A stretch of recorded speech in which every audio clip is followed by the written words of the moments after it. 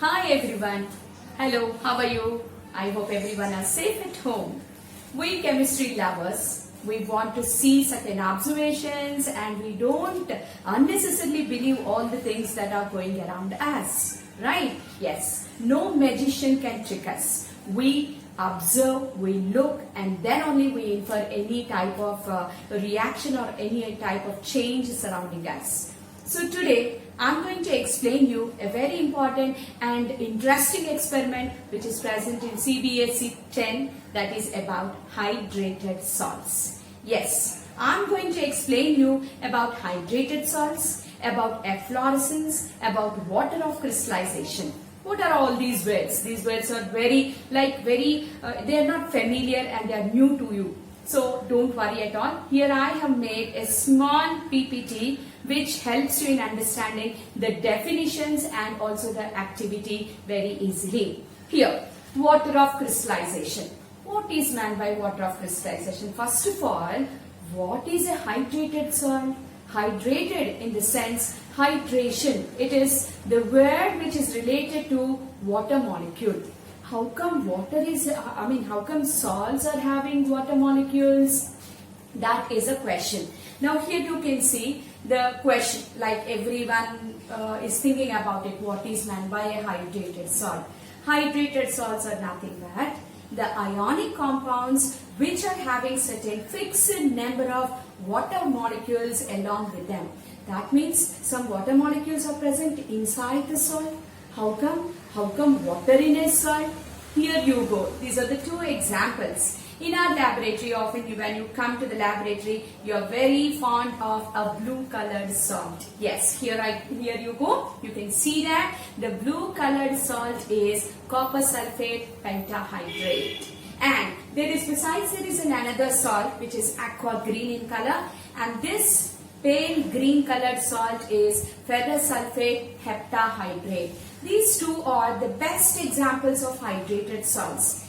And there is one important thing which you have to remember here, that is the color of these salts is due to the presence of water molecule. You don't believe it? Yes, it is the truth. So here the presence of water molecules in these hydrated salts is called as water of crystallization. And to prove this topic, I am going to show you an activity. See, look at this. Next, here once again I am telling you the blue salt, the name is blue vitriol, the common name, and the chemical name is copper sulfate pentahydrate, because these two salts are obtained from sulfuric acid. Sulfuric acid is also called as vitriol.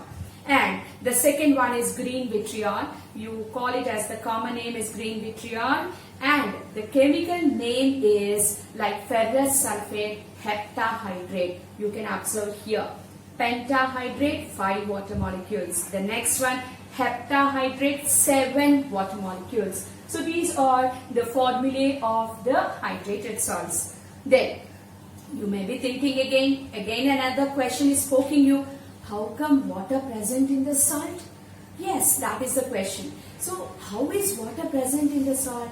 These hydrated salts are holding, every mole of a hydrated salt holds a fixed number of water molecules, and these fixed number of water molecules are called as water of crystallization. It is not sure that every salt should hold water molecules. There are two types of salts, crystalline salts and amorphous salts. Usually crystalline salts are hydrated salts. So here once again I am telling you, how come a salt hold water molecule? That is nothing but there is a fixed number of water molecules which are held by every mole of ionic compound. That is called water of crystallization. Now again you may be many questions in your brain. Why water molecule? How the water molecule is present, and what is this water molecule doing it? These are the questions which initially they don't allow you to sit in your chair. Definitely. So here we go with a very important experiment, a very easy experiment. So here I don't say that this is a virtual lab, but I make you understand everything with certain picks. Now here there is a simple activity to understand that water is present in this hydrated soil. Simple activity, simple experiment that why copper sulfate is blue in color. Yes, here the question is why copper sulfate pentahydrate is blue in color. So here for this there are just simply 3 steps. The very first step is let us take a little amount 2 to 3 grams of copper sulfate in a dry test tube. And then you have to strongly heat that copper sulfate pentahydrate, introducing it into a blue colored flame of Bunsen burner. Then on strong heating, initially you will be observing certain water droplets coming out. Initially certain crackling sound is also heard because copper sulfate is an ionic compound. So usually what is happening, it is a coordinate covalent compound it forms, right? But actually here that there are certain bonds. The bonds are broken, it makes some crackling sound.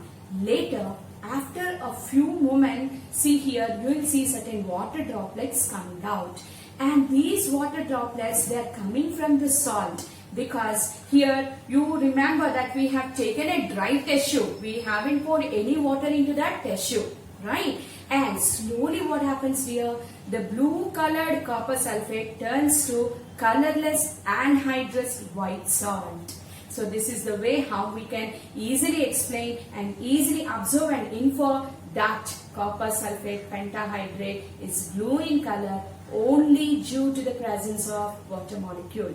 Here you go, you can see the pics here. The first case, here in the first case, once again I'm doing it, see please look at this. In the first case you can see the salt is blue in color, and in the second case on strongly heating, here remember you will be using the blue colored flame of the Bunsen burner. Then you will see that the blue color salt is slowly converting or changing into white salt. The color is lost. Again there is a word, there is a name which you have to remember. The loss of color or the loss of water molecules from a hydrated salt is called efflorescence. Okay, so this is a simple thing which you can easily remember and write. Even when the school is open, I'll definitely take you all to the laboratory and I'll perform the experiment, right? Now here the blue salt is converted into white. That is due to the absence or let me say due to the loss of water molecule. And the question is, where is the water? Where is the water going? Here is the water. Like, where is the water?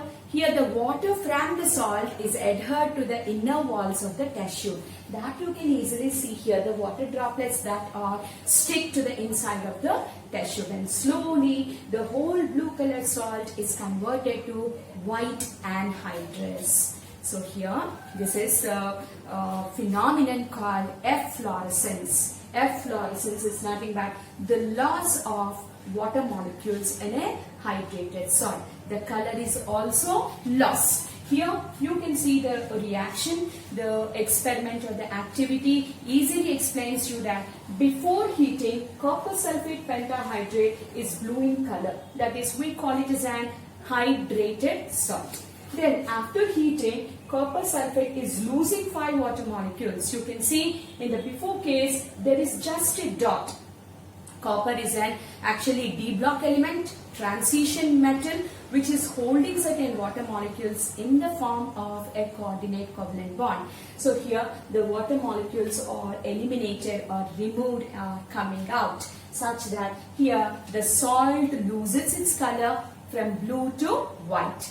And when the hydrated salt loses its color, it is called as an anhydrous salt. So these are the two opposite words, hydrated with water molecule, anhydrous without water molecule. So this is a simple experiment which we can easily understand that copper sulfate is blue in color only due to the presence of water molecule.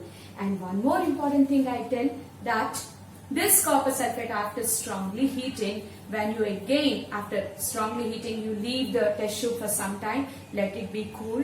After some time again when you sprinkle some water droplets, again the blue color is regained. That means copper is absorbing water molecules, again the color is regained by the salt. So in this case here, you can go with an observation. So children, here acids, bases and salts is the second chapter in CBSE 10. So go to the water of crystallization and hydrated salt and the activity where copper sulfate experiment is there. And I hope you all understood, and I want you to make a note in your chemistry such that the whole activity is done using this PPT. Okay, now once again I'm telling you, stay safe and stay home, children. Okay, in the coming session I'm going to explain you the properties of metals and non-metals. Okay, bye dear.